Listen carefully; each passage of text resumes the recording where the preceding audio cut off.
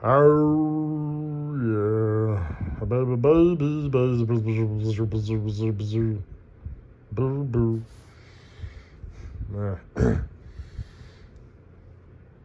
Uh, Dear Diarrhea, diary full of shit. Just play along with myself and no one else. Yeah, I'm so legit. I cashed in some coins that I had in my closet, spare change. That I've had. I've been accumulating it for probably like the last 10 years. No, it's not a lot. That's why I cashed it in, because it's like I don't spend cash anymore, or deposit it. Um, like I said, I carry $100 in my wallet. I've gone back and forth. There was a time where I carried 150. There's a time where I carried 100. I figure, I guess I could split the difference and carry 125, but whatever. $100. 3 credit cards. The credit limit, is like $15,000 on each one of them. Credit score and basically as high as it'll go, like 830 something. And I don't have a debit card, and I don't have a what do you call it, ATM card. So, and I guess if I, because I'm not a wheeler and a dealer, I'm just just Joe Blow me, you know what I mean. So, but and I had mentioned that I thought about a blank check with me. It occurred to me, if someone stole my wallet, I left it somewhere, or they pickpocketed me or something, could they write themselves a check and sign, forge my name? I guess they could. I'll have to Google that. But like I said, writing a check is, I mean, who the fuck does that? But I've heard of people doing that, like back in the day, but a lot of people don't take checks, you know what I mean? That's the thing. So it's like, if you carry an emergency blank check, it's like, well, big fucking deal, But anyway, I was just thinking about that. Yeah, over the last, like 10 years of accumulating change, it only came out to $85. And I walked in and I said, I want to, deposit my piggy bank. There should be about $1,000 in there, which obviously there wasn't. And she came back. She's all, it came out to $85. And I said, what? There was 1,000 in there. What'd you do with the rest of it? And the bank teller next to her laughed. I mean, the place didn't uproar into like, a riot of laughter. There was only like, there was her, the teller next to her, and a guy running the drive-through in the back, and I didn't hear him laugh, but he may have chuckled or smirked or whatever. But anyway, and she didn't find it funny. She was just like, I don't know. So, I think she was intimidated. But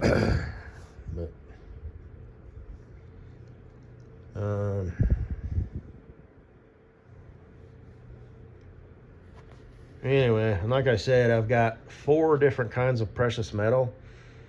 And anytime I come across a gold quarter, I save those, And I don't know, I probably got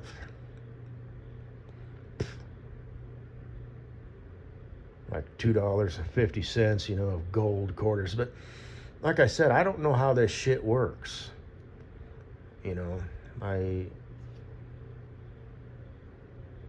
Do I just hang on to that for the next 20 years and it'll, quadruple itself in value? Because I bought the things, probably like 15 years ago, for like $55 each.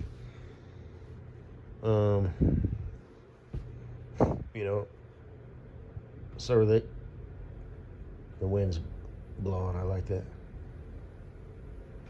It's nice, peaceful. It just came out.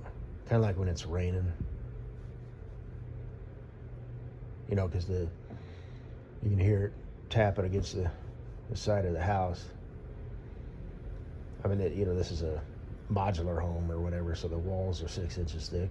At least they're actually more than that, but it's nice.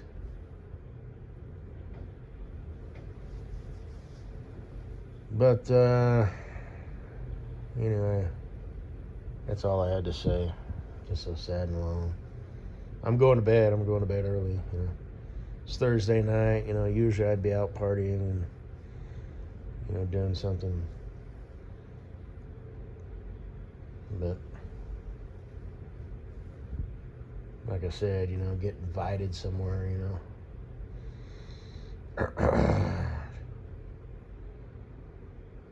One of those, we'd love it if you showed up, you know.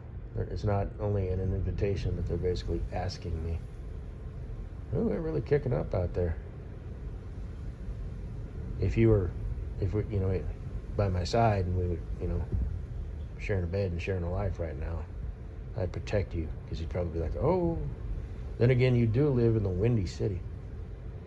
But you're surrounded by like other buildings and houses and stuff, you know, wherever you live at. So that's kind of like, there's a sense of security. Out here, you know, it's just this house. I mean, there's people around me, but, you know, they're like way over there and way over there. And it would just be you and me in this house. And I would have to hold you and comfort you and let you know that it was going to be okay and the house was not going to collapse. It will weather the storm. You'd probably say something like, shouldn't we at least close the window? No. So, do you think it's a tornado? It's always a possibility. We're not really in Tornado Alley, though. You know, Colorado is kind of on the west side of it. But we do get tornadoes. But they're not, you know, big bad motherfuckers, you know. They just level towns.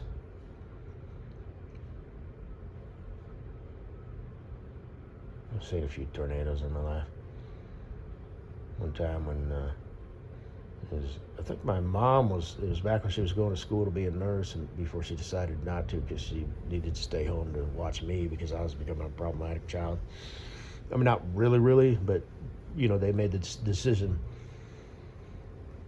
I mean, I don't remember what the deal was.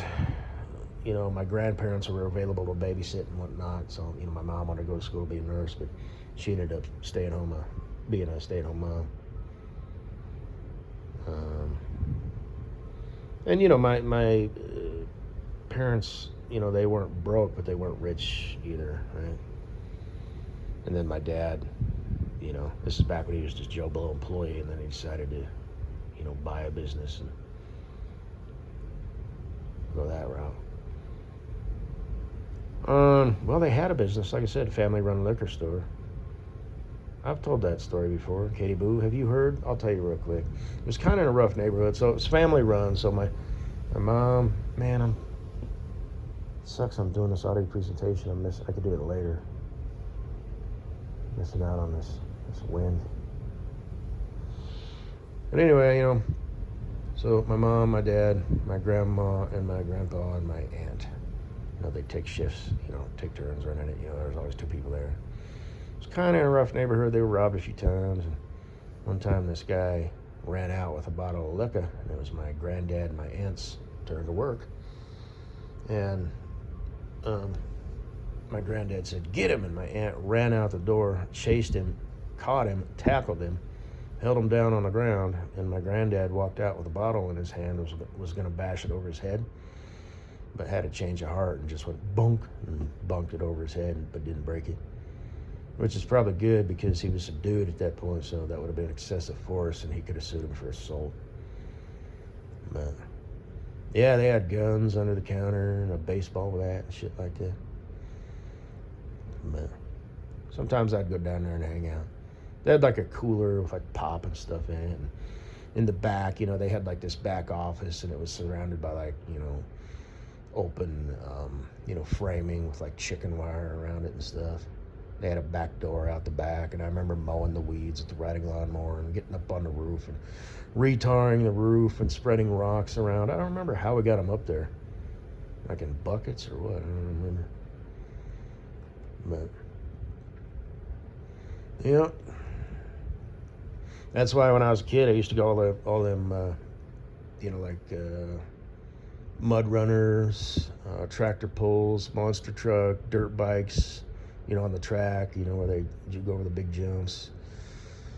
Motorcycles that had spikes on their tires that raced on ice. Night of Fire and Thunder, top fuel dragsters, jet dragsters. I used to do all that stuff as a kid because the beer vendors, were always offering tickets for shit like that, because that's like kind of how that game worked. So as a kid, Dad was always getting tickets to these events. So you think I would have grew up to be a gearhead, but maybe I was motored out, being around all them engines when I was a kid, inside a stadium. Maybe I just kind of lost interest in it. But anyway. Yeah.